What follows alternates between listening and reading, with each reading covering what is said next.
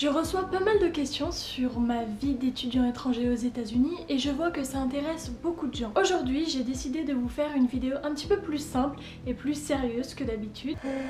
Commence pas, s'il te plaît. Ok. Je veux juste vous parler un petit peu plus en détail de mon expérience aux États-Unis en répondant aux questions qui me sont les plus posées. C'est parti! Question numéro 1. Pourquoi as-tu décidé de devenir un étudiant étranger? Alors pour être honnête, il y a plusieurs facteurs qui m'ont donné l'envie de devenir un étudiant étranger aux États-Unis, mais c'est vrai que ma principale motivation était d'apprendre l'anglais. Je voulais également découvrir une autre partie du monde. J'ai en quelque sorte fait une saturation de ma vie française. J'étais arrivée à un stade où je faisais beaucoup d'erreurs et beaucoup de mauvais choix. Je ne savais plus qui j'étais vraiment au fond de moi-même et je ressentais vraiment le besoin d'un renouveau. Donc partir un an à l'étranger semblait être l'occasion parfaite pour moi de découvrir une nouvelle culture, de rencontrer des nouveaux gens, de démarrer une nouvelle vie, tout simplement. Question numéro 2. Avec quel organisme es-tu partie et que penses-tu de cet organisme? Je suis partie avec un organisme nommé ISPA, ISPA, qui est un organisme français qui organise des plus ou moins longues périodes à l'étranger. Pour tous ceux qui n'habitent pas en France, l'équivalence d'ISPA s'appelle IUSA. ISPA et IUSA sont en fait en sorte de collaboration. Et qu'est-ce que je pense de mon organisme? Je pense que ISPA est un très bon organisme, très professionnel. Ils font vraiment un excellent travail, ils suivent vraiment les étudiants pendant qu'ils sont à l'étranger. Donc voilà, ISPA, si vous regardez cette vidéo, merci pour tout, vous êtes au top. Numéro 3. As-tu progressé en anglais? La réponse est oui, j'ai énormément progressé en anglais. Je suis un petit peu partie de rien. Mes bases en anglais étaient plus que médiocre et c'est vrai que maintenant je me considère comme quelqu'un de fluente. Même si c'est vrai qu'il y a des mots que je ne comprends pas et que j'ai besoin de vérifier dans le dictionnaire ou qu'il y a quelques fautes de grammaire que je fais de temps en temps, en dehors de ça je suis complètement capable de tenir une conversation. Je comprends très bien ce que me disent les gens et les gens arrivent très bien à me comprendre. Donc c'est parfait. Question numéro 4. Cite ton moment fort jusqu'à maintenant. Alors c'est vrai que j'ai eu pas mal de moments forts. Si je ne devais en citer qu'un, je pense que je citerais ma Spirit Week. C'est en fait une semaine au lycée où vous devez vous déguiser tous les jours de la semaine. Donc vous avez un thème différent chaque jour. Par exemple, vous avez le thème touriste, vous avez le thème pirate. C'est également la semaine du homecoming. Donc pour ceux qui ne savent pas ce que c'est, le homecoming c'est en fait un bal. Durant cette semaine, vous avez également toutes les campagnes pour le homecoming. Donc par exemple, moi j'ai concouru pour devenir princesse mais je n'ai pas été choisie. Vous avez mes posters que j'avais postés à la cafétéria et vous avez mes deux slogans. Donc si vous aimez les frites françaises, vous aimeriez peut-être une princesse française, donc votez pour Margot. Mon deuxième slogan était démarrer une révolution française, votez pour une princesse française, votez pour Margot. J'ai également distribué plein de flyers et j'ai également fait des t-shirts comme ceci. Donc voilà, en gros il y a ma tête dessus en gros plan. Votez pour Margot, Homecoming Princess. Voilà, tout simplement. Question numéro 4. T'es-tu intégrée dans ton lycée américain au niveau scolaire et social? Alors au niveau scolaire, pour être honnête, mes débuts étaient quand même assez difficiles parce que je ne comprenais rien à l'anglais. J'avais beaucoup de mal à suivre en cours. Mais voilà, dès que j'ai commencé à mieux comprendre, dès que j'ai commencé un petit peu à parler anglais, je me suis tout de suite adaptée très facilement. Et concernant ma vie sociale, c'est vrai que ça a été un petit peu fou, je m'attendais pas du tout à ça. Mais dès que je suis arrivée, tout le monde a voulu apprendre à me connaître, qui j'étais, etc.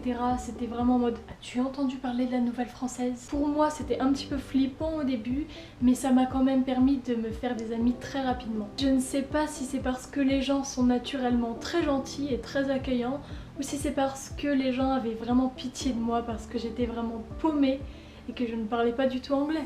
Je me suis très rapidement adaptée au niveau social également quand j'ai lancé ma campagne pour le homecoming. Quand vous faites une campagne, vous êtes obligé d'aller vers les gens, de distribuer des flyers et les convaincre de voter pour vous quoi. Question suivante, comment se passe ta vie avec ta famille d'accueil et Anna? Pour ceux qui ne connaissent pas Anna, c'est une étudiante étrangère qui vient d'Allemagne et en fait on vit dans la même famille d'accueil, donc on est en fait en double placement. Je m'entends très bien avec ma famille d'accueil, même si c'est vrai qu'au début je l'ai trouvée assez étrange. La culture américaine est très différente. Dès que j'ai commencé à m'habituer, ça allait tout de suite mieux. Ce sont vraiment des gens géniaux que j'apprécie énormément. Ce sont des gens simples mais qui sont vraiment très généreux, ils sont toujours prêts pour aider et puis c'est vraiment un plaisir de vivre avec eux. Puis concernant Anna, c'est vrai que je pense qu'on a eu pas mal de chance parce qu'on s'entend très très bien, je la considère vraiment comme ma propre sœur, je l'adore vraiment. Je pense que ça va me faire très très bizarre quand je vais devoir quitter les États-Unis parce que je pense qu'elle va beaucoup me manquer.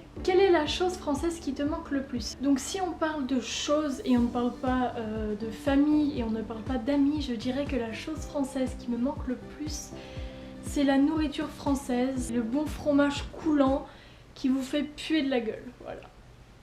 Très glamour, je sais. Question numéro 8. Quelle a été la réaction de tes parents quand tu as décidé de partir? Mes parents ont très bien réagi, c'est vrai que ça m'a un petit peu étonnée au début parce que j'ai vraiment une relation très fusionnelle avec eux. Mais c'est vrai qu'ils se sont quand même fait très vite à l'idée. Ils ont vraiment accepté le fait que je veuille partir aux États-Unis pendant un an. J'en suis d'ailleurs très reconnaissante. Je pense que mes parents sont aussi assez fiers de moi. Partir un an à l'étranger comme ça, toute seule, c'est quand même une grosse décision. C'est pas facile à prendre, surtout quand vous êtes jeune comme ça. As-tu choisi ta destination?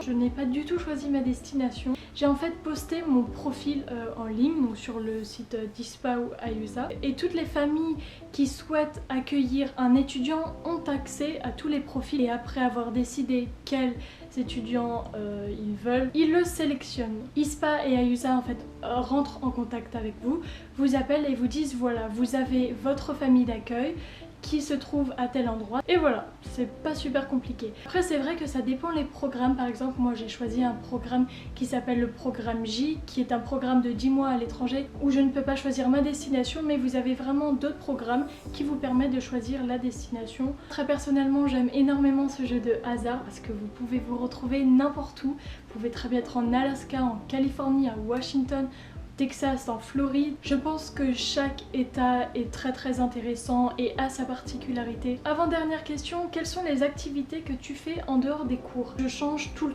temps d'activité, mais c'est vrai que j'ai la particularité d'habiter à Orlando en Floride et c'est vrai qu'il y a quand même pas mal de parcs d'attractions. Je pense que l'activité que j'ai le plus répétée, c'est le fait d'aller à Disney. Je suis déjà allée 7 fois à Disney. J'ai encore prévu d'y retourner avant que je parte. Sinon c'est vrai que je vais pas mal à la plage et sinon généralement je sors avec mes amis. Dernière question, regrettes-tu de vivre cette expérience? Non, je ne regrette absolument pas de vivre cette expérience. J'ai accompli des choses dont je ne me pensais même pas capable de faire. Je me suis également redécouvert personnellement. Comme je vous le disais au début de cette vidéo, avant de partir je ne savais plus vraiment qui j'étais, je ne savais plus vraiment ce que j'aimais faire dans la vie. Et c'est vrai que depuis que je suis là, je m'épanouis de plus en plus. Être un étudiant étranger, c'est vraiment toute une vie dans une année et ce n'est pas une année dans une vie. Je suis passée d'une simple adolescente à une adulte, puis voilà, qui sait, c'est peut-être ton tour de devenir un étudiant étranger.